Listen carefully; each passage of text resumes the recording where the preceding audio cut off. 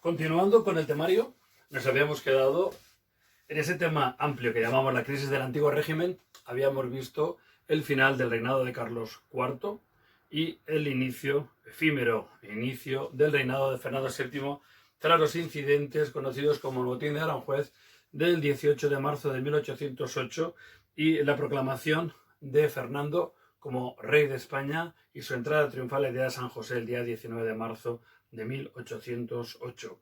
Vimos como el rey saliente, Carlos IV, se dirigía lacrimógena lastimeramente a Napoleón pidiendo su intercesión, y con no menos tintes lacrimógenos, Fernando VII, el nuevo rey, buscaba el beneplácito, la bendición del emperador para afianzarse en el trono. Napoleón, mucho más inteligente con toda seguridad que sus oponentes españoles, los citó a los dos por separado y sin darles conocimiento a cada uno de la cita que el rival, por decirlo así, tenía. Les citaría en Bayona, en el País Vasco francés, cerca de la frontera española, para mantener una conversación, una conferencia y resolver el problema de España que tanto preocupaba al emperador. Fernando VII abandonaba Madrid el 10 de abril, escoltado por tropas francesas, quizá detenido, vigilado, secuestrado, aunque su orgullo le impedía ver la realidad de la situación. Y por otro camino, Carlos, María Luisa y el príncipe de la paz, Godoy, marchaban también hacia el exilio en Francia.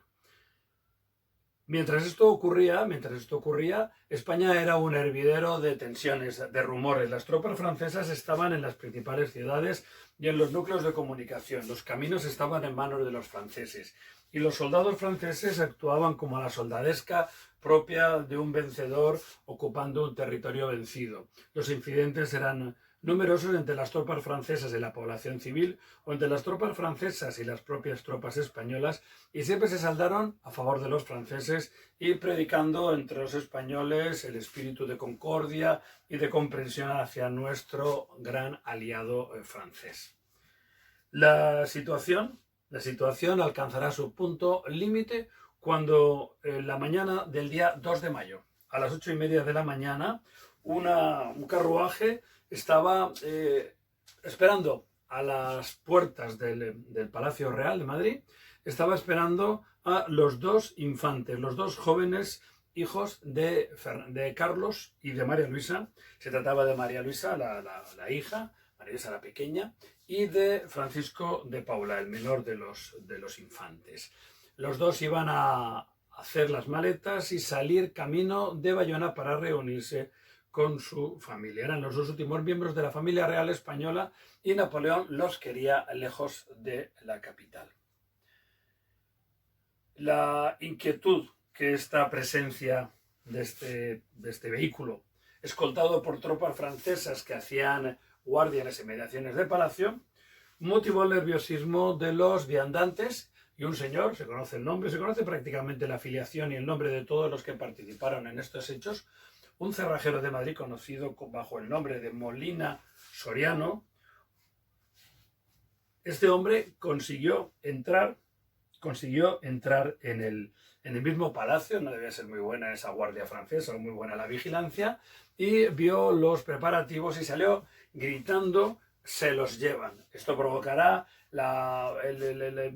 el tumulto de la gente que se acerca, que se arremolina ante la guardia francesa, ante el carro en las inmediaciones o en las puertas de palacio. La guardia francesa, nerviosa, al final tiene la feliz idea de disparar contra la multitud, provocando un reguero de heridos y de muertos que llevará a la exaltación de la gente que se encuentra alrededor, al rumor que corre como la pólvora ardiendo por toda la ciudad de que los franceses se llevan a la familia real y que están disparando contra el pueblo. Rápidamente la gente se echa a la calle, hombres y mujeres, mayores, jóvenes, con lo que tienen a mano, con cuchillos, con instrumentos propios de la vida doméstica, con escopetas de caza, con antiguas armas de viejas guerras y glorias pasadas, se organizan inmediatamente de una forma completamente espontánea, partidas de guerrilleros, podríamos decir, aunque la palabra todavía no se usa, y se lanzan contra los franceses en cualquier circunstancia. Las calles de Madrid, las calles estrechas del Madrid Viejo, son aprovechadas para lanzar macetas, objetos a los franceses y mujeres que acuchillan a los caballos de los coraceros o de los mamelucos que se mueven desorientados por la capital. Joaquín Murat, el duque de Berg, que es el representante del emperador en la capital, en Madrid, en España, se pone al frente de la represión contra la sublevación. Alrededor de 40.000 soldados están acantonados en las proximidades de Madrid, en lo que hoy en día es el Retiro. Allí se construiría una especie de acuartelamiento de características extraordinariamente grandes, casi como una fortaleza, aunque eso será un poco posterior, ya durante la guerra, y la sublevación popular va creciendo hasta el extremo de que se conocen pues todos los detalles realmente, hechos curiosos como por ejemplo como la población reclusa, los presos solicitan que les dejen salir para luchar por España y para morir por España, y se les pide palabra de honor de volver a la cárcel una vez acabado el combate, cosa que harán los pocos que sobrevivan.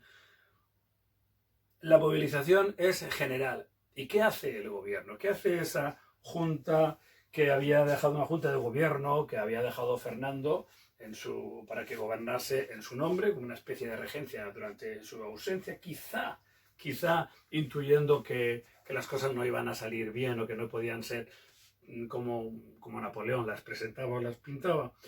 Pues las órdenes son de no movilizarse, de no participar en el combate, de no apoyar al populacho madrileño que se subleva contra el querido aliado francés. Los militares están acantonados, están acuartelados, no pueden salir, no pueden abandonar sus cuarteles, incluso las guardias se realizan sin munición para evitar la tentación de disparar a los franceses. Tan solo serán unos cuantos soldados y oficiales, en un número conocido también, que por su propia voluntad y en contra de las órdenes recibidas se van a lanzar a la calle, nunca mejor dicho, para combatir contra los franceses. Destacará el cuartel de artillería de Monteleón, donde los oficiales Daoiz y Velarde, Luis Daoiz y Pedro Velarde, oficiales de artillería, se sublevan por España por el rey, abrirán los cuarteles entregando armas y municiones al pueblo y reuniendo una tropa variopinta de alrededor de 200 soldados que iban acudiendo de diferentes acuartelamientos que abandonaron sin permiso, y se organiza ahí la mayor resistencia contra los franceses unida a la lucha callejera. El cuartel de Monteleón aguantó firmemente durante bastantes horas. Estaba bien defendido con heroísmo, por supuesto, pero también con inteligencia por estos dos oficiales de artillería que contaban con algunos cañones y que se batieron hasta el final, hasta que fueron reducidos por la muerte. Acabada la pelea, acabada esta sublevación, al día siguiente, esa noche, al día siguiente, continuaría la represión de las tropas francesas contra todos aquellos que fuesen encontrados con manchas de sangre, con restos de haber combatido, con los indicios propios de la pelea, o con algún arma en su poder. Son los fusilamientos del 3 de mayo, de la noche del 3 de mayo del día siguiente, o los fusilamientos en la montaña del Monte Pío, que inmortalizaría el pintor Francisco de Goya. Bien, esta es la situación. Sin embargo, el gobierno que Fernando ha dejado en su nombre, todavía no ha movido pieza, todavía no ha hecho sentir o oír su voz, como no sea la de asistir impasible a los hechos, y si tuviese que tomar partido, como así lo hace, aunque sea de palabra, lo hace a favor de los franceses, que de alguna manera son la legalidad, habría que entender así también. Es una situación confusa. Es la legalidad del acuerdo del Tratado de Fontainebleau, pero es la traición más sucia, ¿no? Es un país que ha entrado como aliado en España y que sin embargo tenía un plan, no me atrevo a decir secreto porque parecía a simple vista evidente, que era el de apoderarse del país, ocupar el trono vacante o el trono que forzarían para que estuviese vacante. Recordemos que los reyes, tanto Carlos como Fernando, están en esos momentos en Bayona. Será el alcalde de la población madrileña de Móstoles, o los alcaldes, porque son dos alcaldes, los que declararán la guerra a Napoleón, la guerra a Francia. Y muy pronto en otras localidades españolas se producirán hechos semejantes de revuelta y sobre todo de declaración de guerra. Estamos ante una situación revolucionaria en la que son gobiernos locales, gobiernos muy concretos y sin la potestad o la capacidad legal o legislativa o ejecutiva de llevar a cabo, que en este caso las dos serían así, de tomar decisiones que no competen a sus competencias estrictas, como sería la política exterior. Son esos locales o esos gobiernos locales los que hacen de gobierno de la nación y los que, asumiendo la soberanía nacional que queda vacante, que está en estos momentos en paradero desconocido, pues asumiendo la soberanía nacional son los que actúan como un gobierno estatal, como un gobierno nacional y dan el paso para declarar la guerra a los franceses. Habrá que esperar al 4 de mayo para que sea precisamente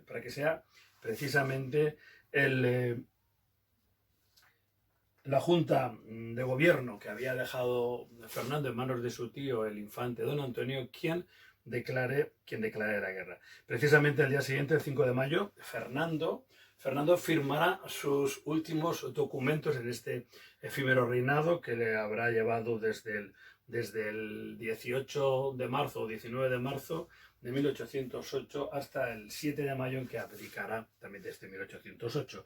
Esos dos documentos últimos que firman será la entrega o la cesión de la soberanía nacional a la Junta de Gobierno y la petición al Consejo de Castilla de celebración de Cortes. Al mismo tiempo que establece que la Junta de Gobierno declarará la guerra a los franceses en el momento en que el propio Fernando sea detenido por Napoleón. Así lo espera Fernando. De cualquier manera, al día siguiente o 2 días después, Fernando va a abdicar, precisamente cediendo la corona a Napoleón.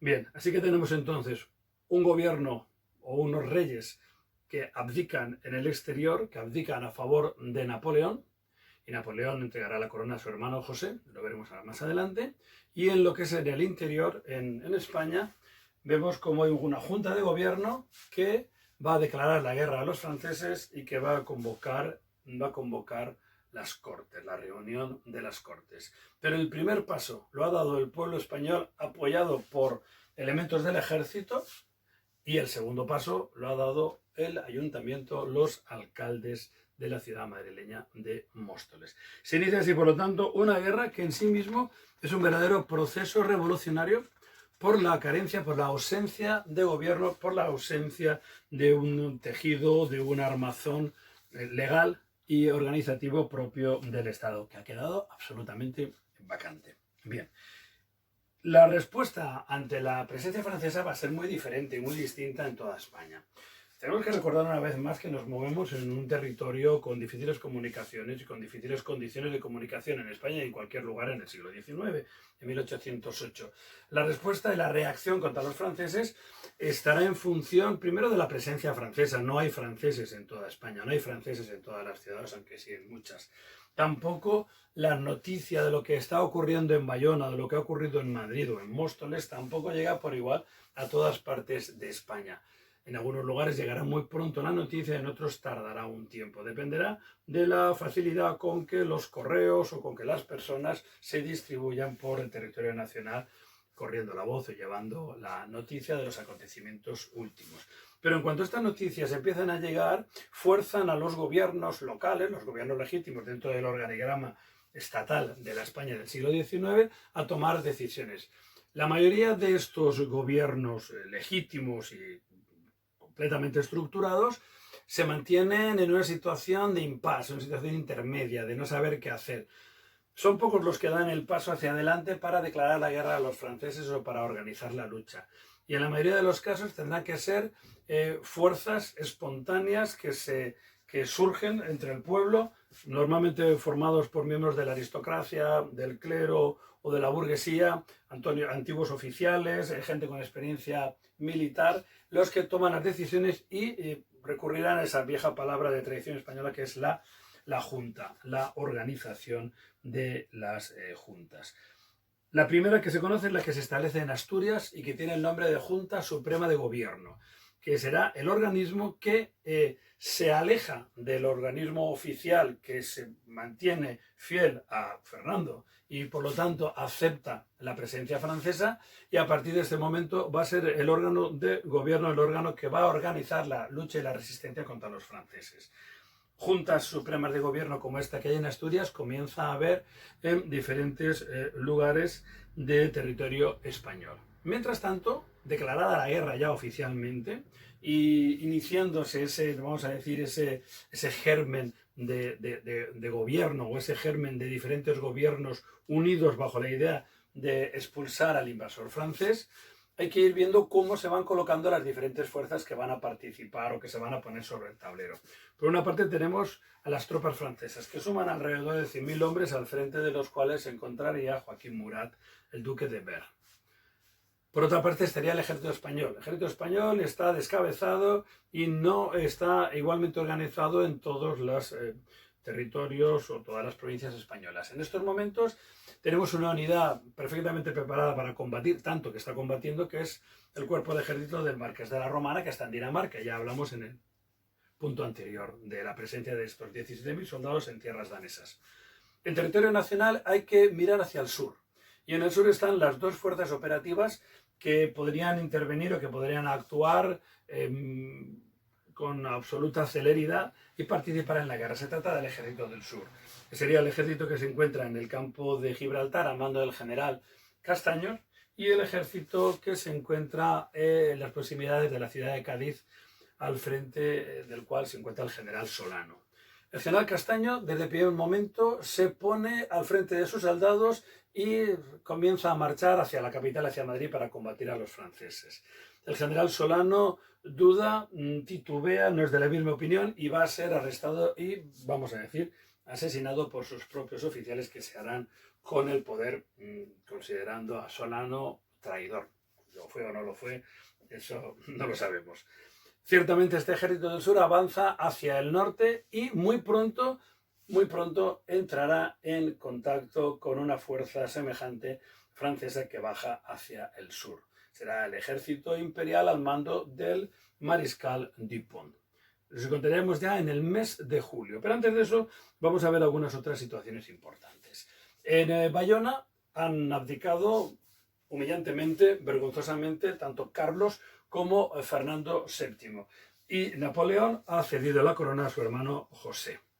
Al mayor de los hermanos, probablemente el más culto, un reformista ilustrado y un hombre presumiblemente honrado, aunque tuvo algunos lunares en esta honradez acrisolada. Bien, José Bonaparte no está muy ilusionado con la idea. Él está en Italia, reinando en uno de estos reinos que se inventaba Napoleón y que motejaba o bautizaba con nombres curiosos y muy originales, y abandonará la placidez de su gobierno italiano por acudir al avispero español.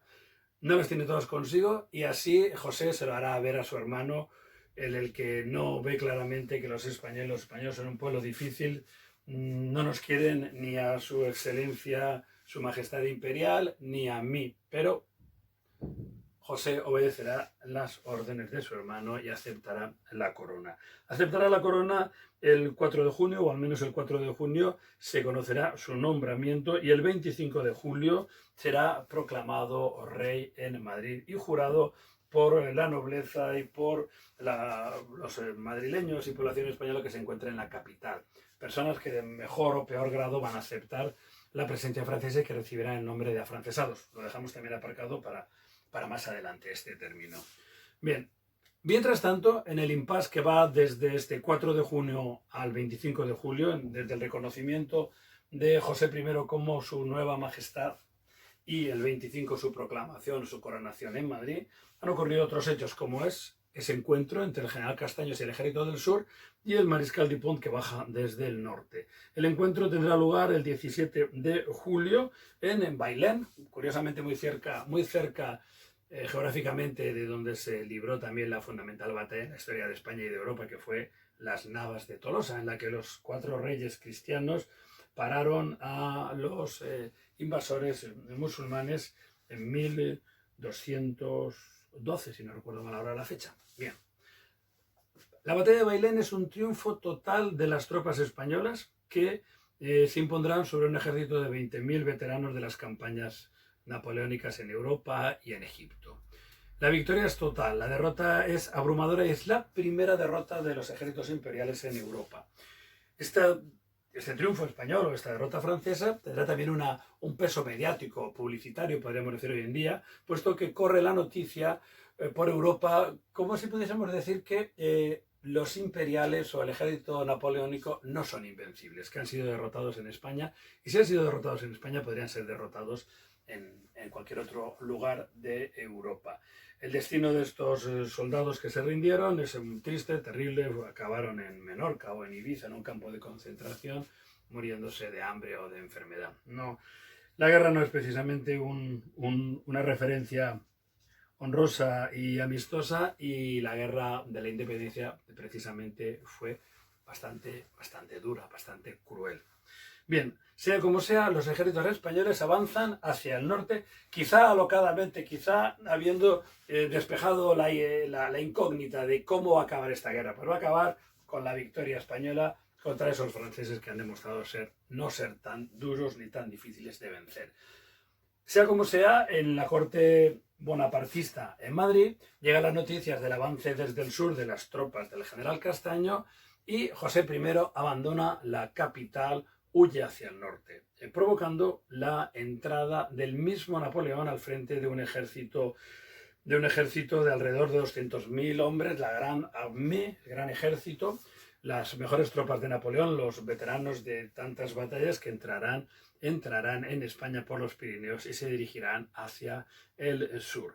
Quizá a los ejércitos españoles les faltó coordinación, les faltó serenidad y un poco de planteamiento estratégico, y se lanzaron muy alegremente a recuperar la capital y a expulsar a los franceses. Se encontrarían con las tropas francesas del propio Napoleón en las proximidades de Somosierra, donde se impondrían los imperiales a los ejércitos españoles. Napoleón, a partir de este momento, ocupa toda la península, prácticamente no hay un territorio que no tenga presencia francesa, lo cual no quiere decir que los españoles se rindan. No quiere decir que el ejército español, que va a ser vencido en 1000 batallas y rehecho nuevamente en otras 1000 batallas, no va a claudicar. Pero tampoco va a claudicar la población española, a diferencia de otros territorios europeos que se rindieron, se sometieron y aceptaron la invasión francesa. Así que tenemos que tanto el pueblo español como el ejército, constantemente en reconstrucción, van a mantener la guerra hasta el final, que no sabemos todavía cuál va a ser. Tendríamos que hacer otro inciso, en este caso un inciso de tipo político. Bien, tenemos a Napoleón, que ha vencido y que ha invadido España. Ha eliminado a una dinastía a la que acusa de caduca y corrupta y la ha sustituido por la nueva dinastía, la nueva normalidad, me atrevo a decir casi, que es la dinastía de su propia sangre, de su propio apellido, José Bonaparte, José I. Napoleón ha hecho esto en muchos otros territorios y ha ido colocando dinastías de nuevo cuño que ha asignado o entregado a sus mejores generales. Por ejemplo, el general Bernadotte, que es el iniciador de la dinastía actual de la casa reinante, por ejemplo, en Noruega. Bien, el caso de España es especial. España no es cualquier territorio y va a conceder la corona de España y de las Indias, no lo olvidemos, a un miembro de su familia. A pesar de que el propio Joaquín Murat aspiraba seguramente a haber ocupado o haber llevado sobre sus sienes la corona de la vieja nación española. Pero no, José I será el rey de España, colocado en el trono por Napoleón. Decía que Napoleón había hecho esto en otros territorios. Napoleón es esa persona tan extraña y tan complicada de comprender desde un punto de vista ideológico. ¿Napoleón es el fin de la Revolución Francesa o es el triunfo de la Revolución Francesa? Es, como se presentó en algunos momentos, el hombre que sabe establecer el orden y que limpia la revolución de sus elementos más radicales y que la ponen en peligro, o es precisamente un tirano usurpador de reinos que lo que hace al final es restablecer los vicios del antiguo régimen. Tampoco nos importa especialmente en estos momentos, pero cierto es que Napoleón, fuese lo que fuese, siempre acompañó sus campañas de una, vamos a decir, de una intención de erradicar el antiguo régimen y construir uno nuevo. Así que siempre acudió a los nuevos territorios ocupados con la idea de llevar a cabo una obra legislativa considerable, en la que le llevaría a suspender las viejas tradiciones y los viejos órganos de gobierno. En España, pues la monarquía borbónica, a la que él personalmente como francés y revolucionario odiaba y despreciaba. Acabó con la monarquía, acabó con la Inquisición, por ejemplo, y prometió la redacción de una constitución. Esta redacción o esta constitución nunca se llevó a cabo, aunque el propio Napoleón, de puño y letra o bajo su propia inspiración, redactaría lo más parecido a una constitución, que será el Estatuto de Bayona de 1808. Un estatuto que él mismo se encargaría de organizar mediante la convocatoria de unas pseudo cortes celebradas en Bayona, donde consiguió reunir a 150 representantes de la nación española. No todos ellos eran legalmente diputados, pero consiguió que aprobasen de forma unánime la Constitución, o esta Constitución que es el Estatuto de Bayona, que tiene pues elementos en los que se reconoce, bueno, la monarquía católica en España, la unión de la península y de los reinos de Indias, establece muy bien la separación de poderes, poder legislativo en las Cortes, el poder ejecutivo, el rey y su gobierno, y poder judicial independiente, en fin, los elementos clásicos de cualquier texto de rango constitucional. Y digo de rango constitucional porque, no siendo una constitución, es lo que podríamos considerar como un documento de carta otorgada, o también lo que se llama un documento de graciosa concesión. Si las constituciones liberales son redactadas por el Parlamento, por las Cortes, y una vez aprobadas, entregadas al rey para su firma y sanción, los documentos de carta otorgada o graciosamente concedidos tienen un camino inverso, es decir, es el rey o es su gobierno el que redacta una carta, una declaración de principios, de derechos, de obligaciones, etcétera, etcétera, que pasa a las Cortes o al Parlamento para que sea aprobado. Bien, lógicamente, en este supuesto, la merma de los derechos, en las libertades o en las exigencias es menor que cuando es el propio pueblo, representado por sus diputados en las Cortes, pues redacta esa Constitución. Pero bueno, tenemos que entender este estatuto de 1808, este estatuto de Bayona, como el primer ladrillo en el edificio constitucional de la historia de España, y que muy pronto será contestado por una constitución ya perfectamente liberal y redactada por los españoles. Bien, pues entonces, en esta situación, con los ejércitos imperiales, aproximadamente 300.000 hombres, llegó a tener Napoleón en España casi 500.000 de soldados. Es una de las causas de su final, de su terrible final, y con la campaña de Rusia, que se vio muy expoliada, muy alimentada por el éxito de los españoles, por el éxito de la resistencia española. Esta retirada de tropas del frente ruso o de los frentes europeos pues llevarían al final al colapso de los ejércitos napoleónicos.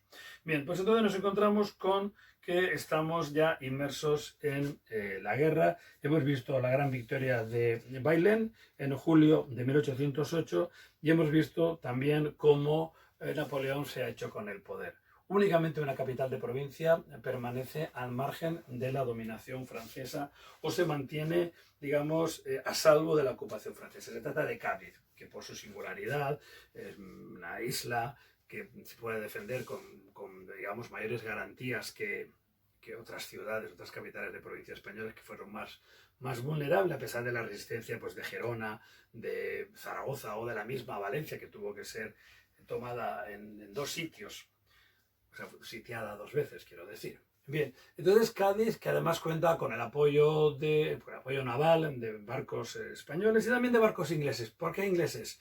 Van a aparecer aquí los ingleses. Los españoles van rápidamente, una de sus primeras vamos a ver decisiones políticas, va a ser de corte diplomático al enviar una representación a Inglaterra para conseguir su alianza y su colaboración contra los franceses. Hemos de decir que los ingleses estaban en esos momentos preparando casi una fuerza expedicionaria de invasión a las Indias, a los territorios, a las colonias españolas en América, y que ahora deciden cambiar la dirección de sus fuerzas para dirigirlas a la península y entrar en ella a través de Portugal, siempre aliada o siempre receptiva a los deseos de los ingleses.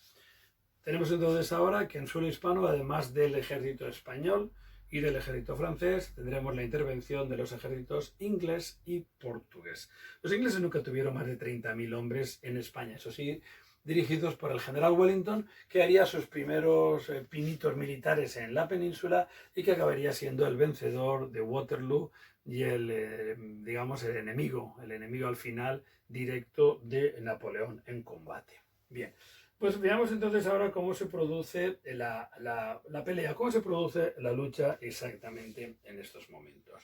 En la ciudad de Cádiz se va a, vamos a decir, a refugiar lo que queda de la gobernabilidad de España, y entonces las juntas supremas de gobierno que han ido creando se han unido en una junta que llamaremos Junta Suprema Central Gubernativa del Reino.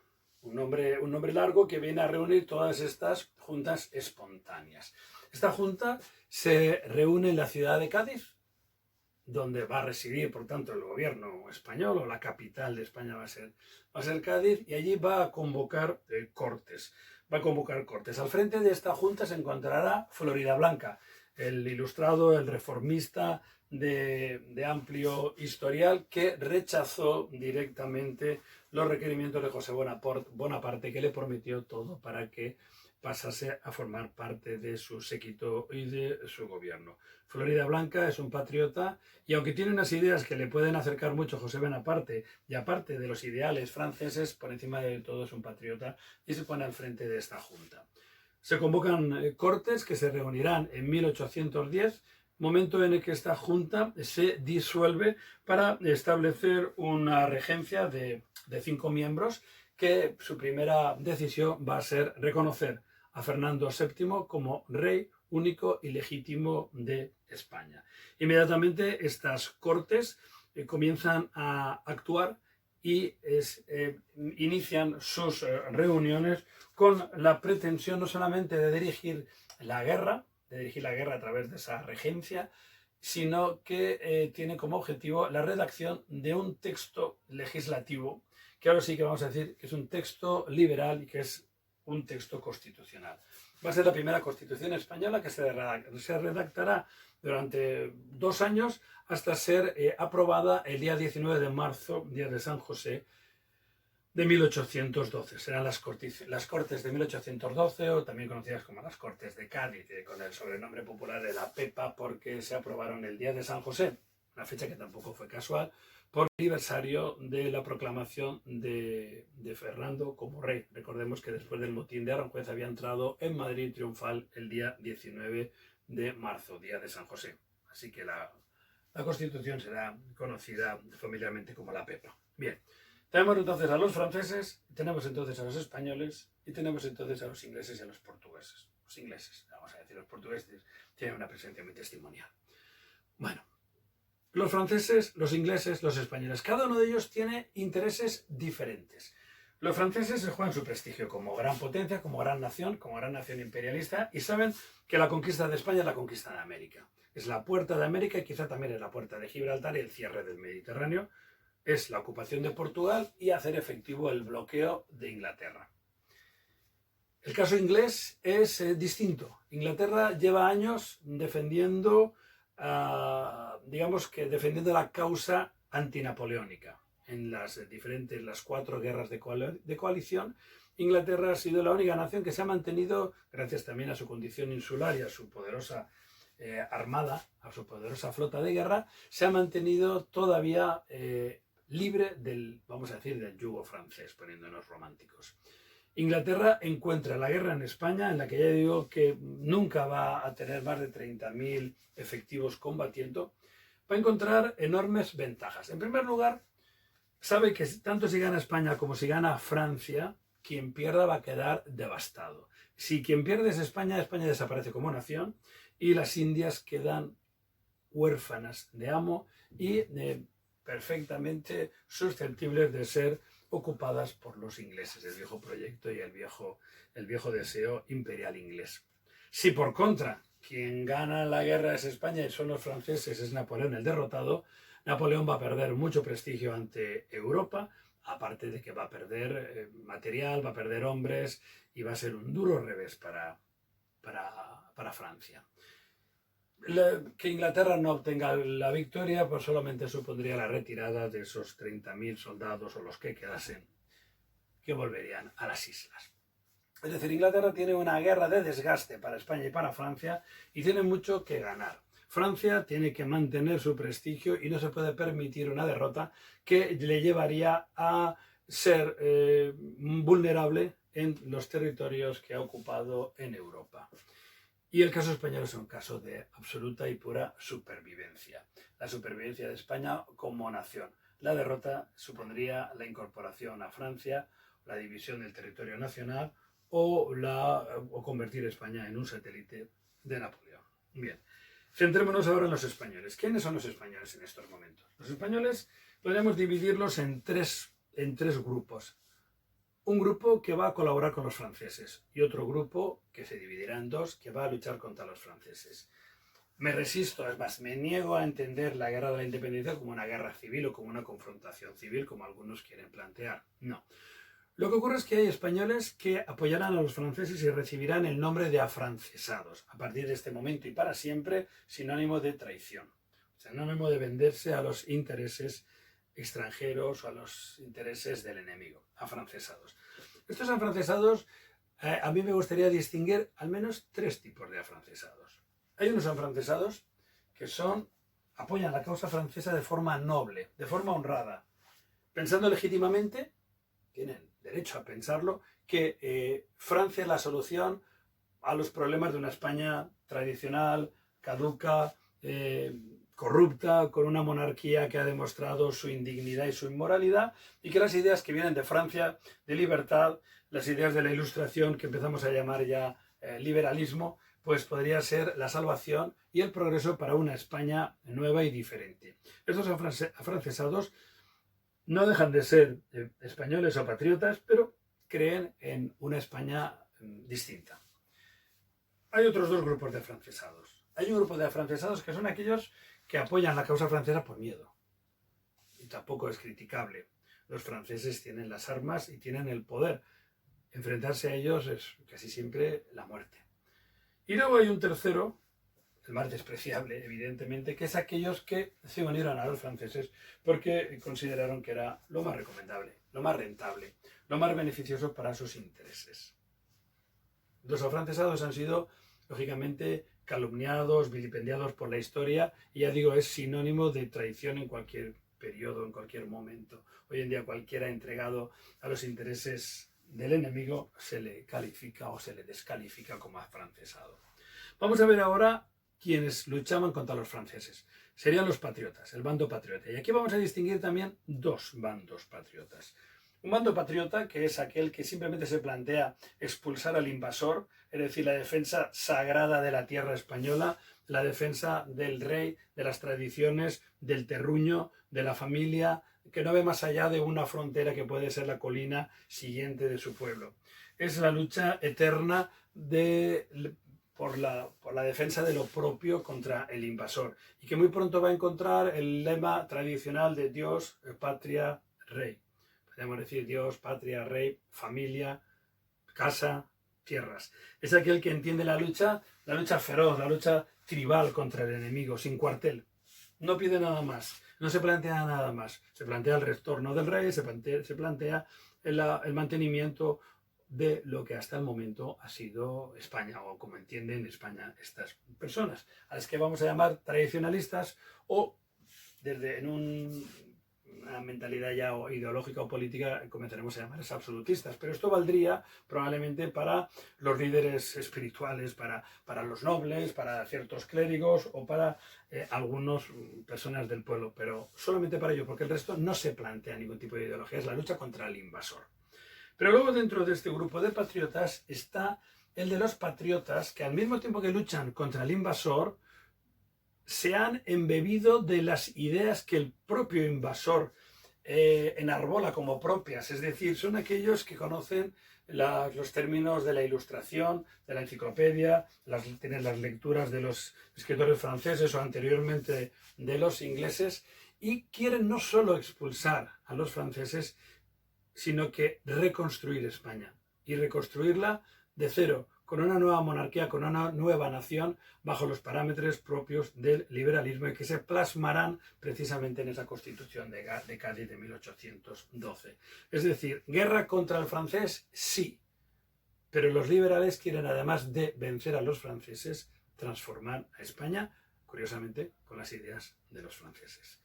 Bien, pues aquí tenemos entonces esta lucha terrible, una lucha sin cuartel que dará lugar a batallas enormes y a batallas terribles, como Arapiles, como San Marcial, como las defensas heroicas de Zaragoza o de Gerona, y que al final acabarán con la derrota francesa y con la expulsión de los ejércitos franceses que abandonarán España arramblando con todo lo que puedan. De ahí ese lunar en la honradez de José I, que cuando abandonó la corte de Madrid se llevó hasta el último tapiz, el último cuadro y la última joya que pudo encontrar. Napoleón cede o devuelve los derechos sobre la corona española a Fernando VII, que se encuentra recluso en un dorado exilio en la población de Valençay. Allí Napoleón lo tiene vigilado, pero le permite una vida de cierto lujo en la que las fiestas se suceden y en las que, curiosa y tristemente, se celebran con banquetes y con bailes los triunfos franceses sobre el pueblo español.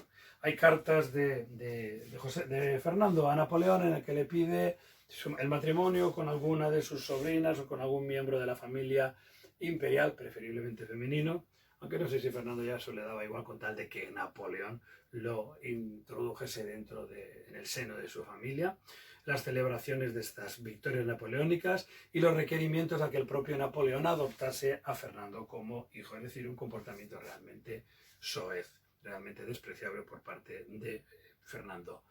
Incluso algunas operaciones que se hicieron muy valerosamente por españoles que urdieron planes para liberar a Fernando y traerlo de vuelta a España, todas ellas fracasaron y algunas de ellas fracasaron porque el propio Fernando delató estas operaciones. En fin, sea como sea, Napoleón devuelve en Valençay los derechos y la legitimidad al trono de España en la persona de Fernando que vuelve a ser Fernando VII, y se firmará el 11 de diciembre de 1813 el que se conoce como Tratado de Valençay, que ponía fin a la Guerra de la Independencia y que suponía el retorno de Fernando y por lo tanto la restauración de la Casa de Borbón en España. Bien, empezaré aquí, en este momento, diciembre del 13, es decir, 1814 ya, empezaría el reinado de Fernando VII, que será el objeto de nuestro próximo vídeo, nuestra próxima sesión.